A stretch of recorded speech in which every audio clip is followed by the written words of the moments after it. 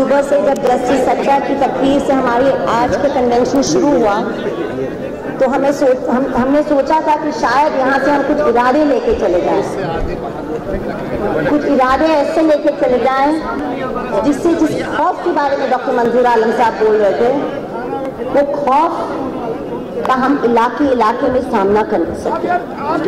यहाँ इस महफिल से माफ कीजिए, मुझे नहीं लगता है कि हम कोई इरादे लेके जा रहे हैं। हम किस दुनिया में रहे हैं?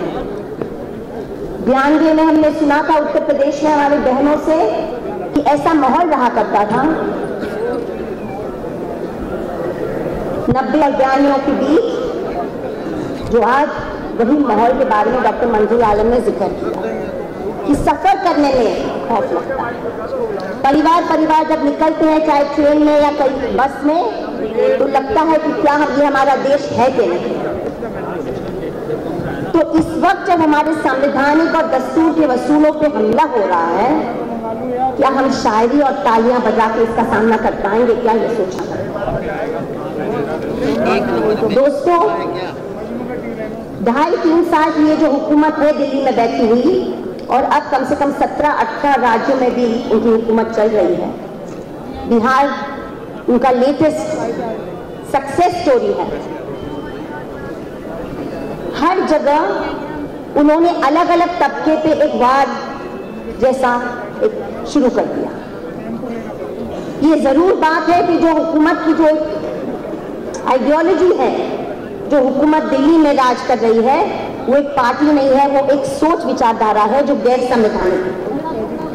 वो जरूर ये मानती है कि मुसलमान हमारे पहले दुश्मन हैं, मगर अगर हमारे मुसलमान भाई बहन समझे कि सिर्फ मुसलमान उनके दुश्मन है तो आप ये लड़ाई नहीं जीत पाएंगे। हमारे छत्तीसगढ़ में, झारखंड में, सोनभद्र में आदिवासी भाई बहनों के ऊपर भी इसी तरह पूरी तरह हुकूमत की तरफ से अत्याचार चालू हो गए हैं और चल रहे हैं 10-15 सालों से। अगर हमें संविधान बचाना है, अगर हमें दस्तूर को संभालना है, तो हमें पहले ये सवाल करना पड़ेगा कि क्या हम अकेले ये जंग जीत सकते हैं क्या? और अगर ये अकेले नहीं जीत सकते, जो बार बार वक्ता कहते तो हैं मगर कोई एक्शन प्लान सामने नहीं आता, तो कहीं ना कहीं आदिवासी के संघर्ष, कामगारों के संघर्ष, दलितों के संघर्ष के साथ साथ हमें आगे बढ़ना है।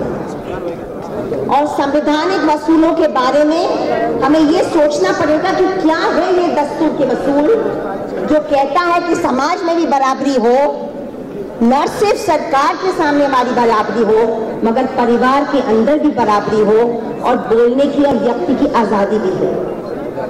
अगर हमारे समाज के बीच में कोई लोग ऐसे बात कहते हैं जिससे हमें नाक का प्राप्ति है, तो क्या हमें बर्दाश्त करने की ताकत है या नहीं? अगर बर्दाश्त करने की ताकत नहीं है तो आपने भी माफ कीजिए संवैधानिक वसूल भी।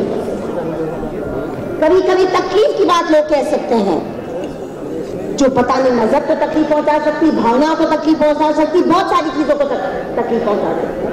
हालांकि मेरा मानना है कि अगर मजहब कोई महान है तो कोई उसे कोई आंच को नहीं लगा, मगर हमारी भावनाओं को तकलीफ बहुत जल्दी लग जाती है और आजाद बोलने पर हम खुद रोक डाल देते हैं। अगर हम खुद ये रोक डाल देंगे तो माफ कीजिए हम ये जंग नहीं लड़ पाएंगे।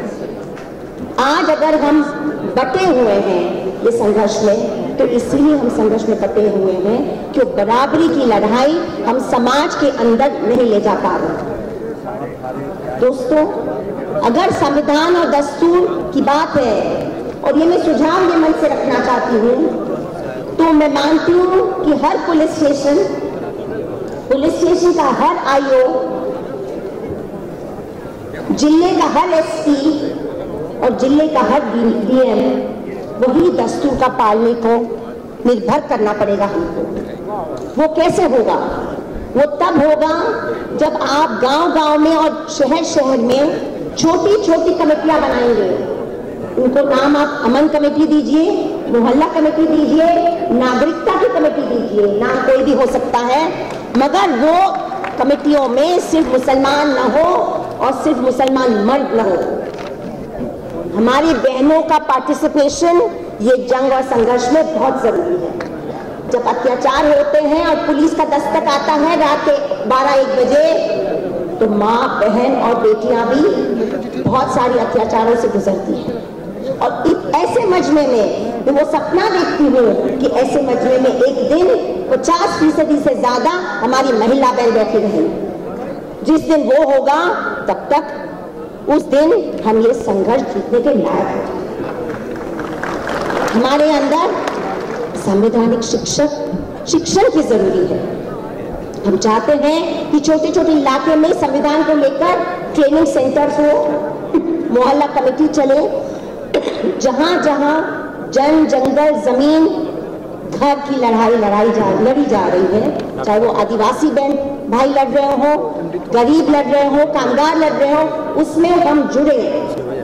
और अगर मुसलमान कौम उसमें जुटती है तो संवैधानिक वसूल मजबूत बनाने का काम ज्यादा आसान हो जाएगा। सिर्फ मजहब और धर्म पे हम ये जंग नहीं लड़ सकते। अगर हम दस्तूर और संविधान में वाकई मानते हैं तो हमें ये मान लेना पड़ेगा कि हिंदू राष्ट्र का सपना देखना या हिंदू राष्ट्र का सपना दिखाना गैर संवैधानिक है।